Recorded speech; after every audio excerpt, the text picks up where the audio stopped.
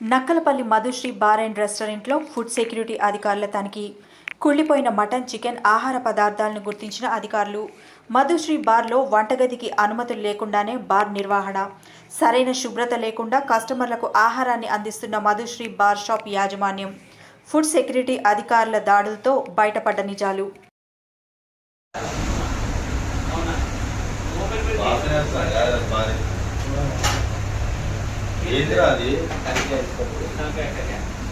అదే వాసన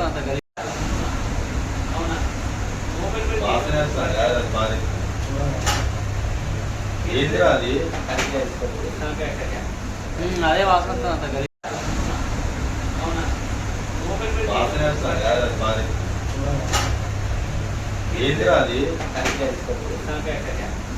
అదే వాసన